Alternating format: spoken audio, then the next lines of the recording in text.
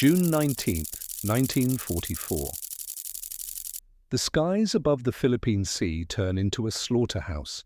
Japanese pilots, men who spent years perfecting their craft, who believed their Zero fighters were touched by the divine, are falling from the sky in numbers that defy comprehension. 350 aircraft lost in a single day. American sailors will call it the Great Marianas Turkey Shoot. But here's what makes your blood run cold. This wasn't supposed to happen.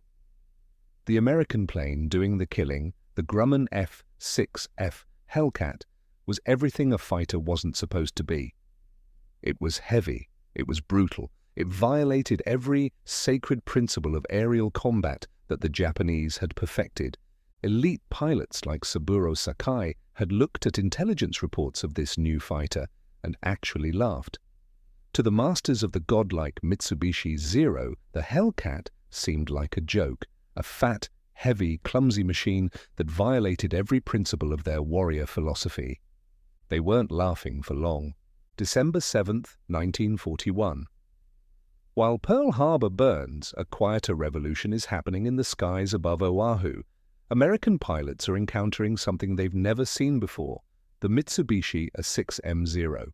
Lieutenant Edward O'Hare would later describe it this way: it was like fighting a ghost. The damn thing would be behind you, then above you, then gone, all before you could even process what was happening. The Zero weighed just 6,000 pounds. American fighters weighed nearly 8,000.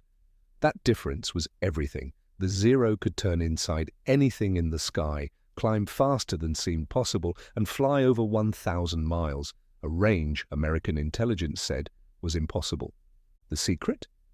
Designer Jiro Horikoshi had stripped everything. No armor plating, no self-sealing fuel tanks.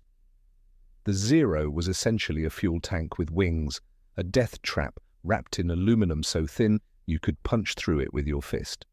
But none of that mattered when you couldn't catch it, couldn't outturn it, and couldn't escape from it.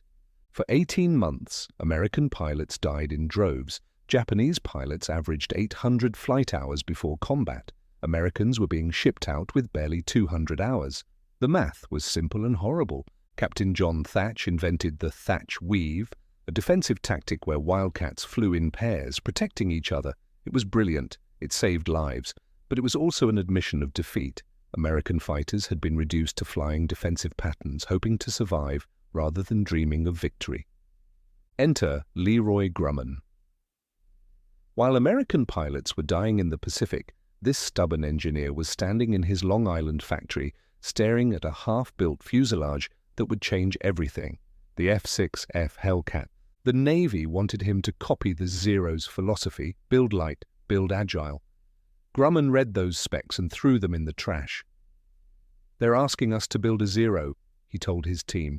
"We're going to build a Zero killer." His plan seemed insane. The Hellcat would weigh 15,000 pounds, 2.5 times heavier than a Zero. To Japanese pilots, this was madness. How could you win a dogfight in something that heavy?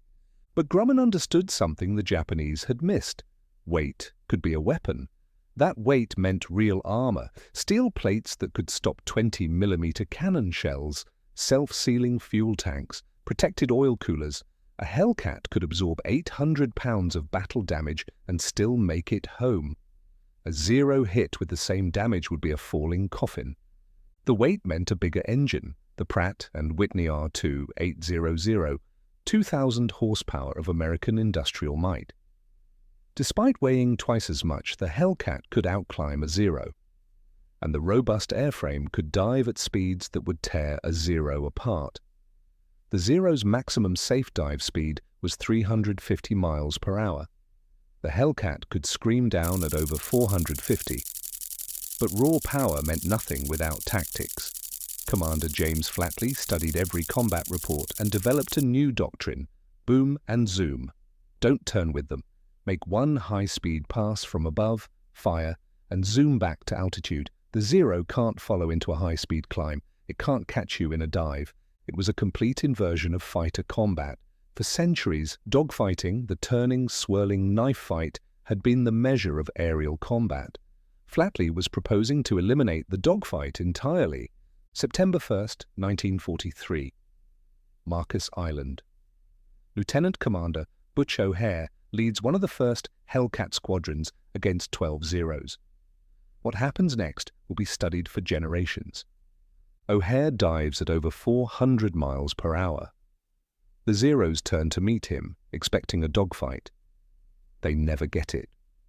O'Hare opens fire at 1,000 yards, his 650 caliber machine guns creating a cone of destruction. The lead Zero evaporates. O'Hare doesn't turn to follow. He extends through the formation, zooms back to altitude, and sets up for another pass. 3 more passes. 5 Zeros falling into the Pacific. Not a single Hellcat damaged. O'Hare's first words after landing: "It was like shooting turkeys." Over the next months, the kill ratios tell an impossible story. At Rabaul, 10-1. At Tarawa, 12-1. At Kwajalein, Japanese air power is eliminated in 3 days. June 19, 1944. Operation Eigo. Admiral Ozawa commands 9 Japanese carriers with 430 aircraft, many flown by pilots with less than 6 months training. He's sailing against Task Force 58, 15 American carriers with 450 Hellcats. 0930 hours. American radar picks up the first Japanese raid 140 miles away. The Japanese are flying blind. The Americans can see them coming. Commander Charles Brewer leads his Hellcats directly toward the enemy formation. They look like a swarm of bees, Brewer recalled. Dozens of aircraft bunched together, no discipline. These weren't the veterans we'd fought in 42. These were kids who barely knew how to fly. 1,000 hours, the Hellcats dive into the formation like wolves into sheep. Ensign Wendell 12s shoots down a Zero, slow down, and lines up his second target.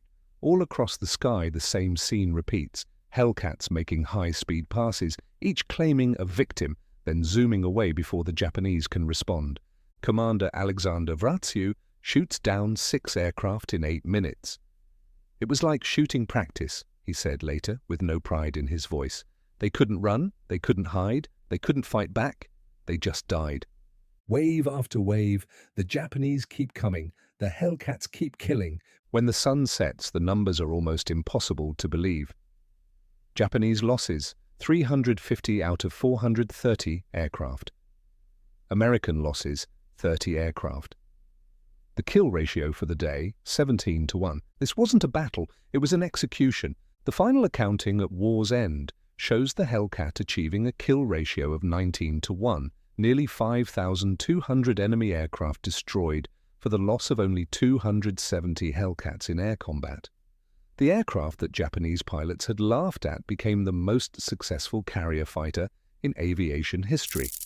Saburo Sakai, one of the few Japanese aces to survive the war, wrote this in his later years. "We were taught that spirit could overcome material disadvantage. That Bushido made us invincible. The Americans taught us a different lesson, that industrial power, properly applied, beats individual courage every time. It was a bitter lesson, learned in the blood of thousands of young men." The Zero embodied the samurai ideal, the perfect weapon for the perfect warrior, demanding absolute skill and accepting no margin for error. Warfare as art.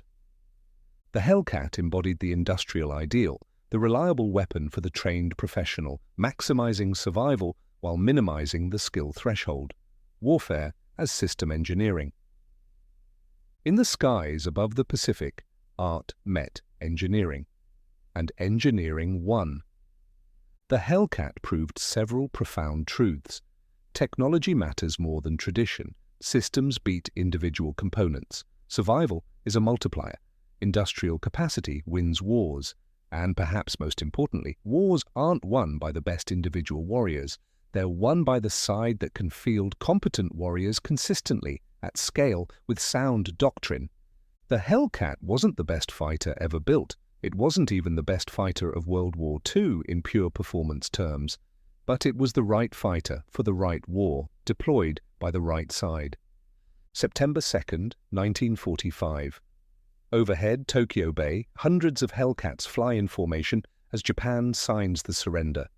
Among those pilots is Roy Rushing, who would later meet Saburo Sakai. "We won," Rushing said, "but God, what a price everyone paid." The F6F Hellcat flew combat for less than 2 years. In that time, it fundamentally changed warfare forever. The Japanese began the Pacific War with the finest carrier fighter in the world and the best-trained pilots on Earth. They ended it with obsolete aircraft and undertrained boys dying in droves. The Americans began with inferior aircraft and desperate tactics. They ended with absolute air supremacy and a kill ratio that still stands as one of the most lopsided in military history. The lesson? Wars aren't won by the bravest warriors or the most elegant weapons. They're won by the side that can turn warfare into a systematic, scalable process and execute it with industrial efficiency. The Hellcat didn't just beat the Zero, it proved that the age of the individual warrior was over. The age of industrial warfare had begun, and that changed everything.